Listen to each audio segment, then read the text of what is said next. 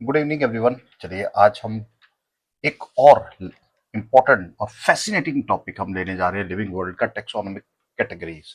हमने last topic में, last lecture में हमने टेक्सोनोमिक कैटेगरीज के बारे में पढ़ा था और हमने ये कहा था कि ये एक यूनिट ऑफ क्लासिफिकेशन है। टेक्सोनोमिक कैटेगरी क्या है? एक यूनिट ऑफ क्लासिफिकेशन है। जब हम यूनिट ऑफ क्लासिफिकेशन की बात करते हैं ना, तो यूनिट ऑफ क्लासिफिकेशन का मतलब क्या हुआ कि हमने यहाँ कुछ ग्रुप्स ऑफ ऑर्गेनिजम्स जो हैं यहाँ पर डाल रखे हैं। There are certain groups of organism present in each category. और ये लास्ट टाइम हमने बिल्कुल साफ साफ कहा था। हमने कहा था कि देखिए कैटेगरी क्या है, कैटेगरी बिल्कुल एक एक स्पेस की तरह है, एक पार्किंग स्पेस की तरह है। और उसके बीच में अगर हमने कार पार्क करनी है, और वो कार क्या है, that car is basically the taxon. तो पार्किंग स्पेस जो है वो क्या है, हमारी कैटेगरी। और जो उसमें हम कार पार्क करते हैं जाकर, वो जगह है जहां हम कार पार्क कर रहे हैं, and the car is basically the taxon. और इसी तरह से हमने कहा था कि देखिए कैटेगरी क्या है, एक लेवल है, और उस लेवल में the real objects are the taxon, यानी ग्रुप ऑफ ऑर्गेनिजम्स। और वही ग्रुप ऑफ ऑर्गेनिजम्स जो है वो एक पर्टिकुलर कैटेगरी को डिनोट करते हैं। अब ये कैटेगरीज क्या क्या है, जरा हम ध्यान से समझ लेते हैं और बड़े ध्यान से इनको समझेंगे। हमने लास्ट टाइम भी किया था। यहां पर टेक्सोनमिक कैटेगरीज दी गई हैं, ठीक है। यूनिट ऑफ क्लासिफिकेशन है, टेक्सोनमिक हायरार्की है। और टेक्सोनमिक हायरार्की को तो हम बिल्कुल जानते हैं कि जहां पर आप ये जानते हो कि ये भी एक सिस्टम ऑफ क्लासिफिकेशन है एट ईच लेवल।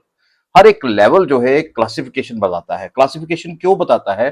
क्योंकि यहां पर क्या प्रेजेंट होते हैं, there are present certain correlated characters. Correlated characters होते हैं। और वो कोरिलेटेड कैरेक्टर्स क्या है, वो कुछ सिमिलर कैरेक्टर्स होते हैं इन ए ग्रुप ऑफ ऑर्गेनिज्म, जो बेसिकली एक एक क्लास को बनाते हैं, या हम कहेंगे एक कैटेगरी को बनाते हैं।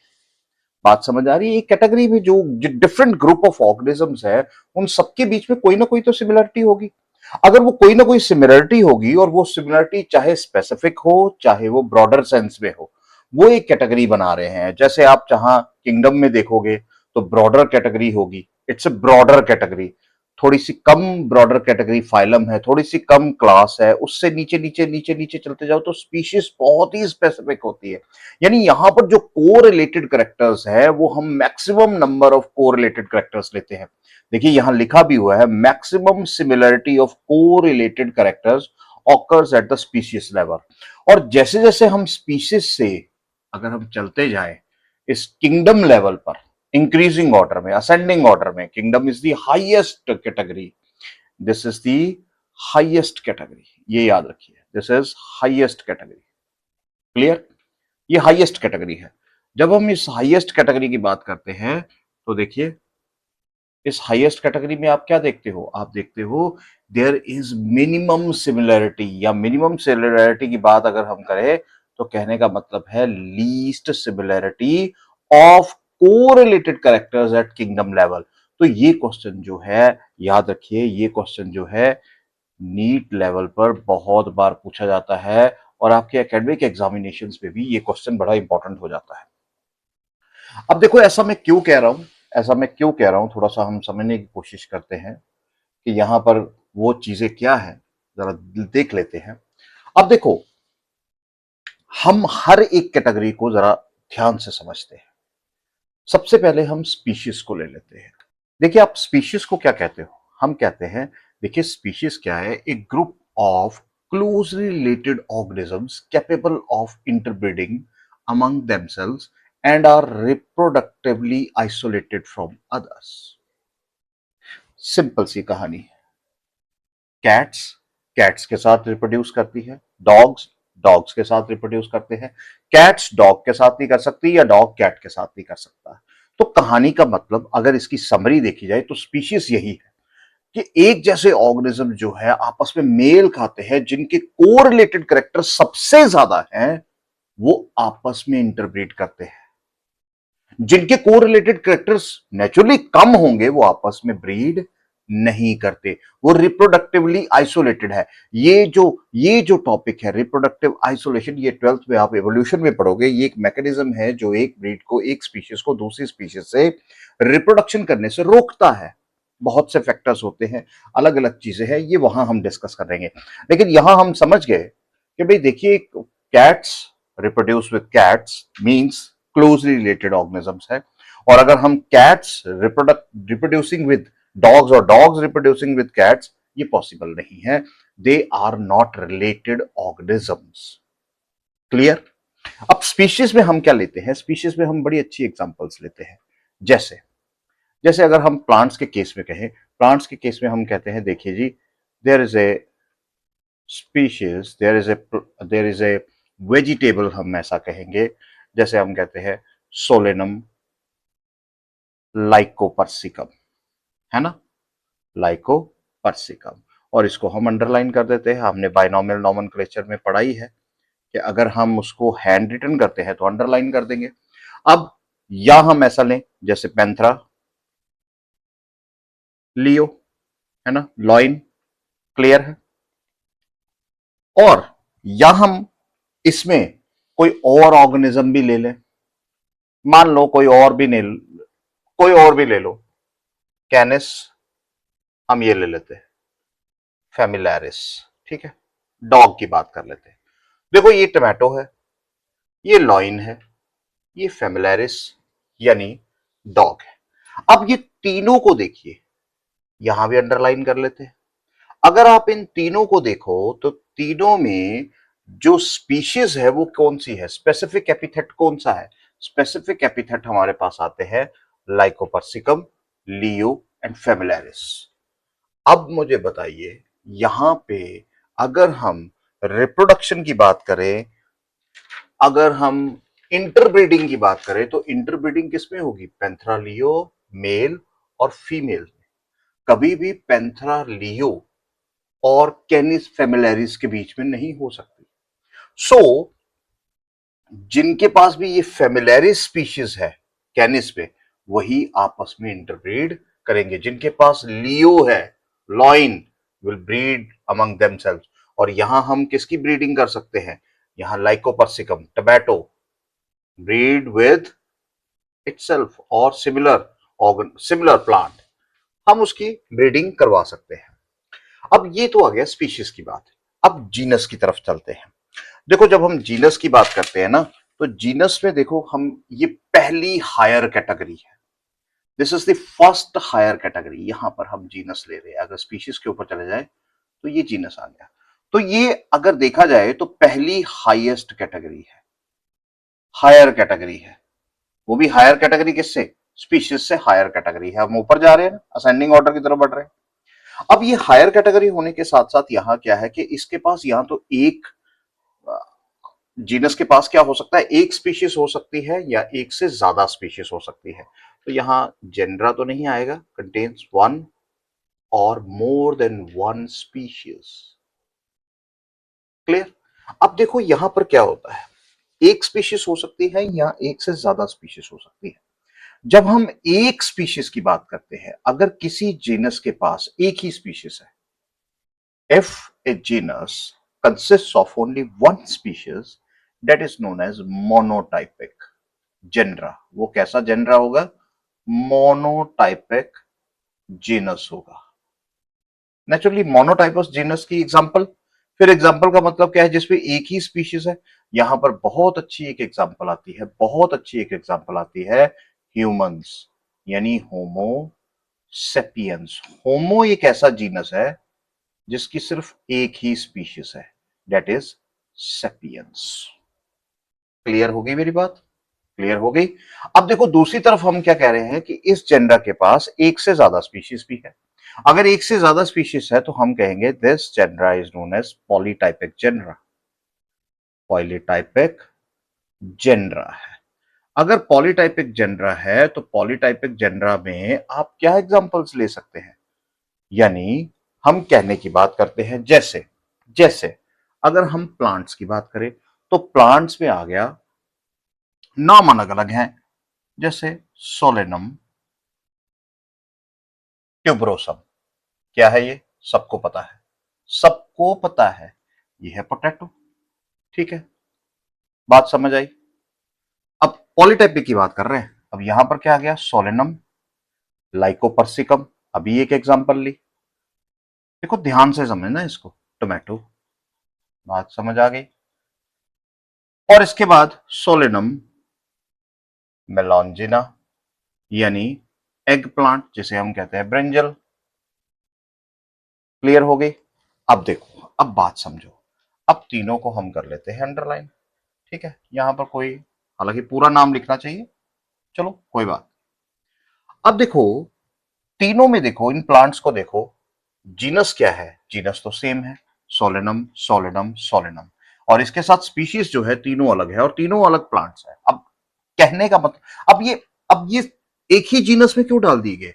एक ही जीनस में डालने का सिर्फ एक ही कारण था, एक ही जीनस में डालने का सिर्फ एक ही कारण था, और वो था को रिलेटेड करेक्टर्स, यानी नंबर ऑफ सिमिलर करेक्टर्स होंगे। यहां कुछ ना कुछ तो ऐसा है, सिमिलर करेक्टर्स तो है, जिसकी वजह से इन प्लांट्स को एक ही जेनरा में डाल दिया गया। बात समझ आ रही है? बात समझ आ रही है? सोलेनम को एक ही प्लांट, एक ही, बहुत सी स्पीशीज देखो, 3 स्पीशीज यहां है अलग अलग, तीनों प्लांट अलग अलग है, लेकिन एक ही जेनरा में डाल दिया गया। क्यों डाल दिया गया? क्योंकि correlated characters are similar in a broader sense. जैसे जैसे ऊपर जाएंगे, कोरिलेटेड कैरेक्टर्स की सिमिलरिटी जो है कम होती जाएगी, लेकिन हम ब्रॉडर वे में उनको आपस में रिलेट करते हैं, और तभी हम उन प्लांट्स को एक ही जेनरा में डाल देते हैं। अगर हम एनिमल्स की बात करें, अगर हम एनिमल्स की बात करें, तो एनिमल्स में आप क्या कहोगे? अगर हम एनिमल्स की बात करें, तो एनिमल्स में आप क्या देखते हो? देखो बहुत सी स्पीशीज, अगर हम लॉइन की बात करें, एनसीईआरटी में इसकी एग्जांपल अच्छी खासी दी गई है, Panthera leo. Panthera leo mean lion, ठीक है। पैंथरा टिग्रिस, चलो पूरा नाम ही लिख लेते हैं यार, फर्क नहीं पड़ता, वीडियो लंबा हो सकता है लेकिन इंफॉर्मेटिव होगा, ये मैं दावे से कह सकता हूं। टाइगर हो गया। अगर हम आ, आगे चलते हैं, थोड़ा सा नीचे कर लेता हूं पेज। अगर हम यहां बात करें किसकी? लिपर्ड की, सो पैंथरा पार्डस, ठीक है, लिपर्ड हो गया। और अगर हम बात करें जैगुआर की, तो पैंथरा ओंका, दैट इज जैगुआर। अब मुझे बताओ, अब मुझे बताओ कि यहां पर देखो, जीनस क्या है? जीनस सेम है, जीनस सेम है, having more than one species, more than one species. Leo है, टिग्रिस है, पार्डस है, ओंका है। तो this is polytypic, this is polytypic. अब इसका मतलब फिर से वही है कि कुछ ना कुछ तो इनके अंदर कोरिलेटेड कैरेक्टर्स है, कैनाइन टीथ है, या हम कह सकते हैं उनके पास रेक्टेक्टाइल क्लॉज है, कुछ भी हम कह सकते हैं। तो बहुत से कैरेक्टर्स होंगे जो इस जीनस के अंदर आते होंगे। बात समझ आई? शिकारी है, वो हंटर्स है, गुड हंटर्स है। तो इस वजह से इन एनिमल्स को इकट्ठे डाल दिया गया। बात समझ आई? मुझे लगता है आपको सारी चीजें समझ आ रही है। चलो आगे हम फैमिली की बात करते हैं। अब ये फैमिली क्या चीज है? फैमिली, फिर से मैं कहूंगा, ये हायर कैटेगरी है। अगर आप यहां ध्यान से देखो, तो फैमिली क्या है? It is present above the genus. और फैमिली का मतलब क्या है? कि इसमें एक से ज्यादा जीनस प्रेजेंट होंगे। हायर कैटेगरी है तो एक से ज्यादा जीनस प्रेजेंट है, और अगर एक से ज्यादा जीनस प्रेजेंट है, तो इसका मतलब है कि जो भी फैमिली यहां आई है, देखो इसमें क्या है, एक से ज्यादा जेनरा है। एक से ज्यादा जेनरा का मतलब है कि जो भी जेनरा इस पे डाले गए हैं, वो किस बेसिस पर डाले गए हैं? Those are included on the basis of vegetative and reproductive characters, and reproductive characters. इस बेसिस पर हमने क्या किया? इस बेसिस पर क्या किया हमने? एक ही फैमिली में बहुत सारे प्लांट्स डाल दिए, बहुत से जीनस डाल दिए। अब फैमिली क्या कहती है? फैमिली कहती है, देखिए जी, हमारे पास क्या है, एक से ज्यादा जेनरा है, हमारे पास एक से ज्यादा जेनरा है। अगर एक से ज्यादा जेनरा है तो हम एक एग्जांपल लेते हैं, जैसे फैमिली सोलेनेसी की एग्जांपल ले लेते हैं। फैमिली सोलेनेसी में हमारे पास 3 जेनरा आते हैं, सोलेनम, पेटूनिया एंड दतूरा। और ये एनसीईआरटी की बहुत खास एग्जांपल्स है। इनको आपने याद रखना है, इनको आपने याद रखना है, ठीक है। On the basis of flowering plants, on the basis of weeds, on the basis of हम कह सकते हैं पेटल्स, सेपल्स, इन सभी को बेसिकली सोलिडेसी फैमिली में डाल दिया गया है। सोलेनम हो गया, पेटोनिया हो गया, दतूरा हो गया। तो अगर हम इसकी डिटेल में जाएं तो बहुत सारे कोरिलेटेड कैरेक्टर्स हैं जिनकी वजह से इन सभी जेनरा को एक ही फैमिली में डाल दिया गया। अगर यहां हम फैमिली फेलिडे को देखें, देखो फैमिली फेलिडे में 2 जेनरा आते हैं। एक तो लॉइन टाइगर का है, जैसे हम पैंथरा, और एक है कैट्स का। देखिए फेलिस जो जेनरा है it is the genera of cats, और कैनिस जो है it is the genera of dogs, wolves and foxes. अब यहां पर क्या है, फेलिस, कैट्स और लॉइन टाइगर, लेपर्ड, जैगुआर, इनको एक ही फैमिली में डाला गया है, फैमिली फेलिडे। और क्यों डाला गया है, अगर आप इन दोनों एनिमल्स को कंपेयर करो तो आपको अपने आप समझ आ जाएगा कि ये किस तरह के हैं, किस तरह के एनिमल्स है और इनको क्यों डाला गया है। तो ये एक सिंपल एग्जांपल्स है, बात समझ आ रही है। ये सिंपल एग्जांपल्स हैं जो हमें समझने की जरूरत है, और इसीलिए ये टॉपिक बहुत बहुत इंपॉर्टेंट हो जाता है।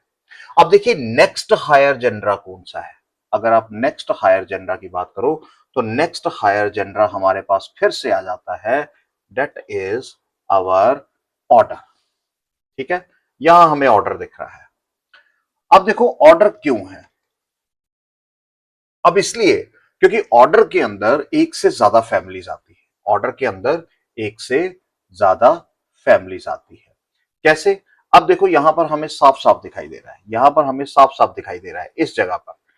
अब ये क्या कह रहा है, अब ये क्या कह रहा है कि देखिए there is basically group of related families, group of related families. अगर ग्रुप ऑफ रिलेटेड फैमिलीज है तो इसका मतलब ये हुआ कि यहां पर फैमिलीज और ज्यादा है।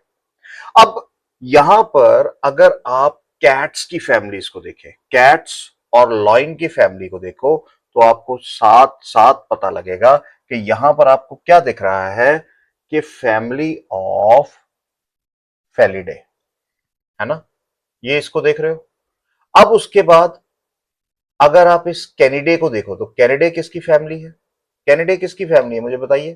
Canidae is the family of dogs, है ना, वोल्व्स, फॉक्सेस, उनकी फैमिलीज है। फेलिडे किसकी फैमिलीज है, कैट्स, लॉइन, टाइगर, पेन, जैगुआर, है ना, इन सभी की। अब देखिए ये सभी दोनों एनिमल्स जो हैं एक ही ऑर्डर में डाल दिए गए, that is order Carnivora. Carnivora means जो, कार्निवोरा से साफ साफ पता लग रहा है, देखो ये आगे आप देख रहे हो ना कि इस जगह हमने इसको यहां से लेकर यहां तक चले गए। अब इसका मतलब है कि ऑर्डर अगर कार्निवोरा है, ऑर्डर अगर कार्निवोरा है तो इसका मतलब क्या हुआ कि इसके पास तो टीथ है, ये सभी कार्निवोरस है। नाम से ही हम बहुत सारी चीजें डिकोड कर लेते हैं, नाम से ही हम बहुत सारी चीजें जो है वो डिकोड कर लेते हैं कि ये सभी कार्निवोर्स है, फ्लैश ईटिंग है, कार्नेसियल टीथ है इनके पास, कैनाइंस है, रिट्रैक्टाइल क्लॉज है इनके पास बहुत स्ट्रॉन्ग, फास्ट रनर्स है। तो ये सारी जो जो ये जितने भी करेक्टर्स हैं, यही कारण है कि इन फैमिलीज को हम एक ऑर्डर में डालते हैं, यानी ग्रुप ऑफ रिलेटेड फैमिलीज में डाल देते हैं, which is known as order.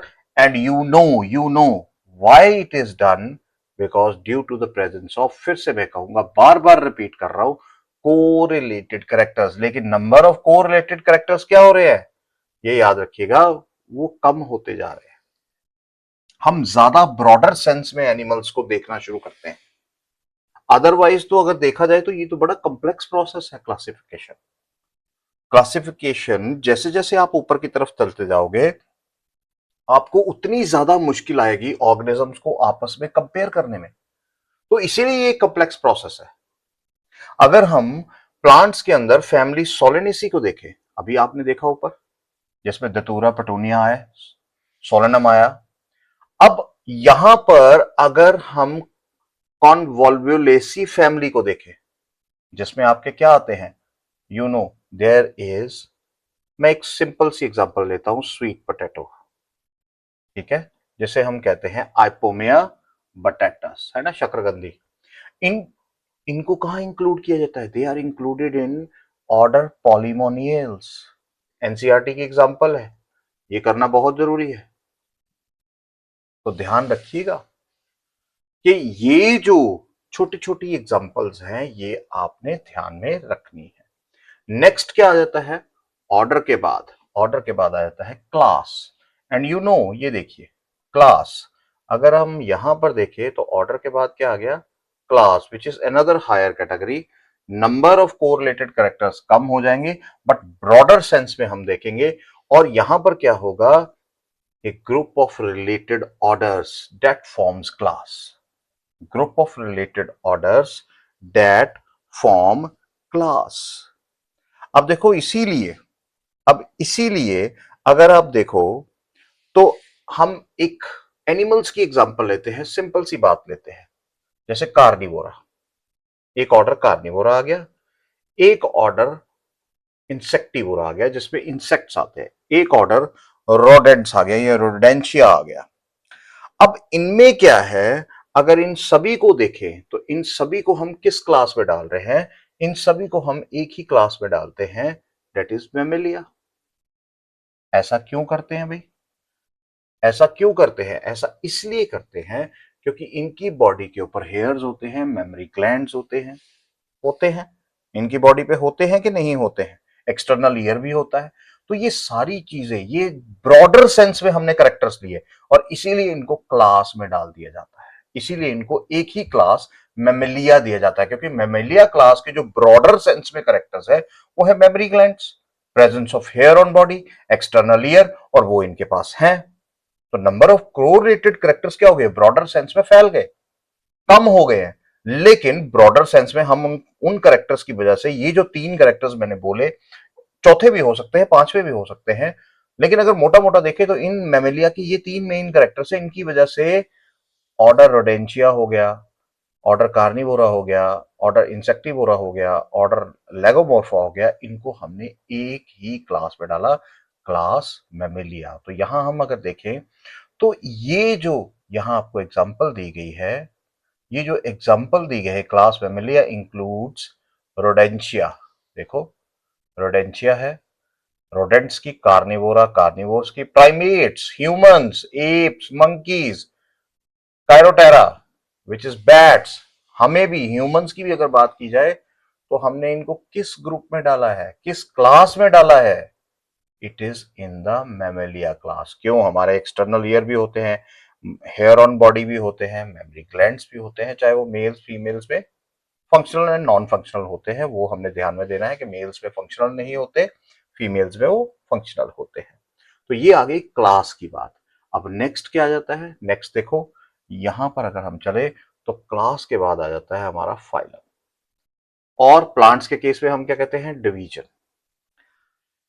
अब अगर हम फिर से एक एग्जांपल लें एनिमल्स के केस में, फाइलम की अगर दें तो फाइलम कॉर्डेटा, है ना, फाइलम कॉर्डेटा की बात कर लेते हैं।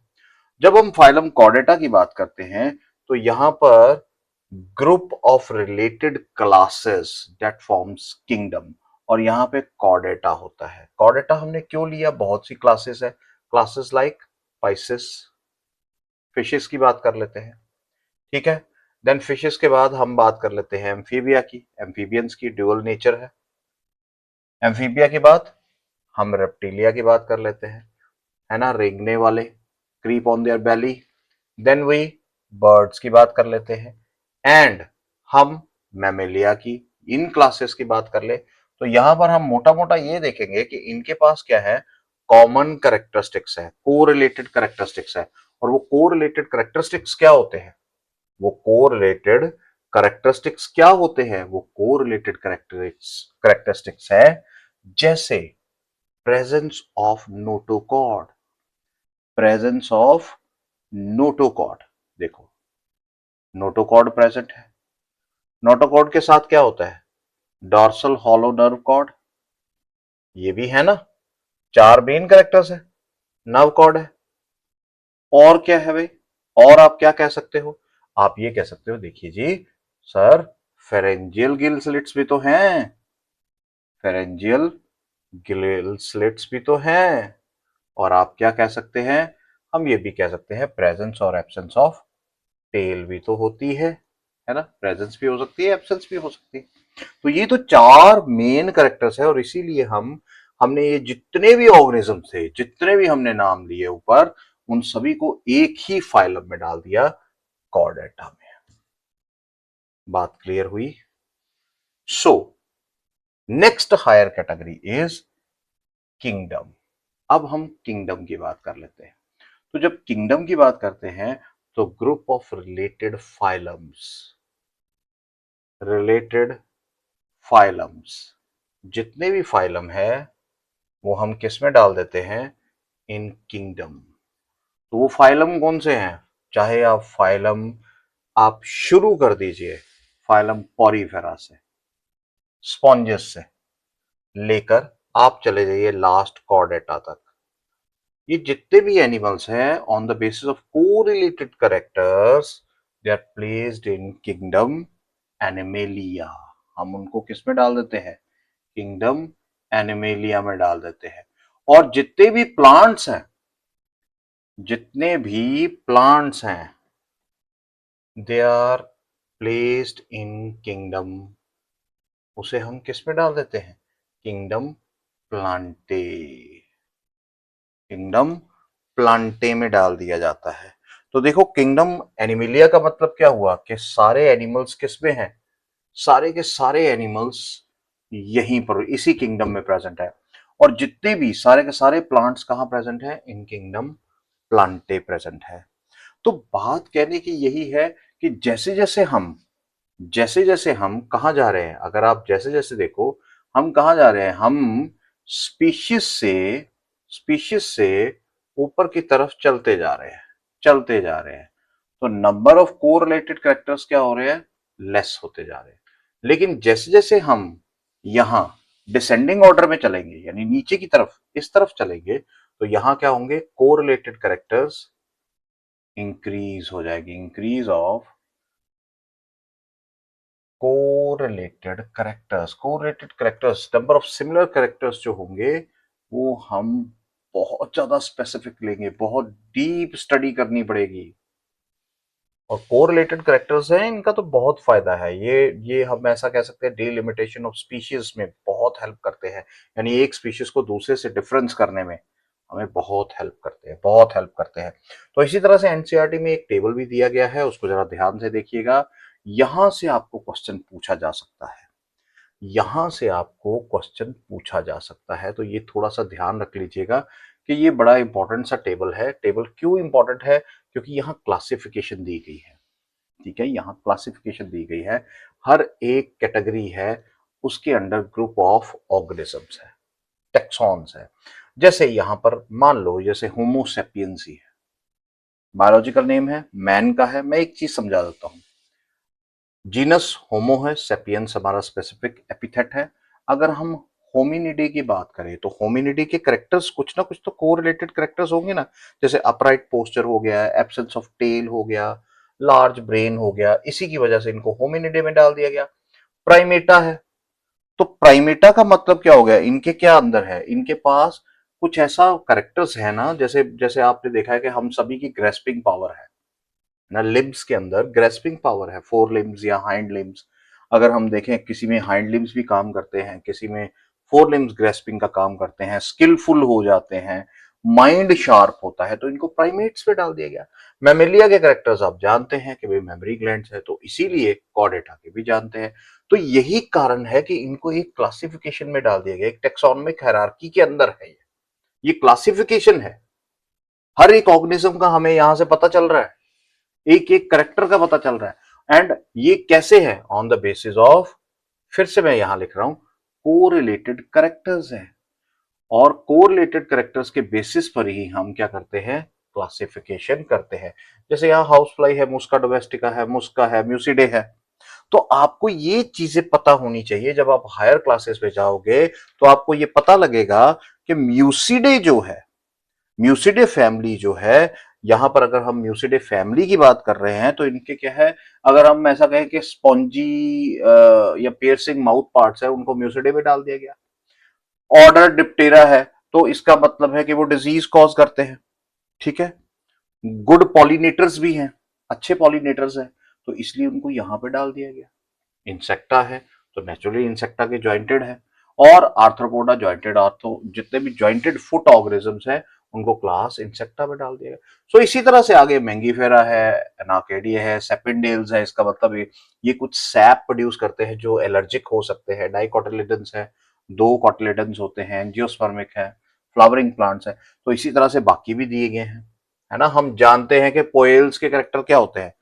पोएल्स क्या है, हाईली जो विंड पॉलिनेटेड प्लांट्स होते हैं उनको पोएल्स ऑर्डर में डाल दिया गया। पोएसी क्या है, जिनकी जो स्टेम जो होती है वो अंदर से खाली होती है, हॉलो होती है, जॉइंटेड हॉलो स्टेम्स होती है, उनको पोएसी में डाल दिया गया। तो इसीलिए मोनोकोटिलेडन है, हम जानते हैं जिसमें एक सिंगल कोटिलेडन है ना। इस तरह से हम सिंगल कोटिलेडन बना लेते हैं। ये जैसे एंडोस्पर्म है, यहां से कोटिलेडन नोड है, यहां से इस तरह से ये कोटिलेडन बन गया।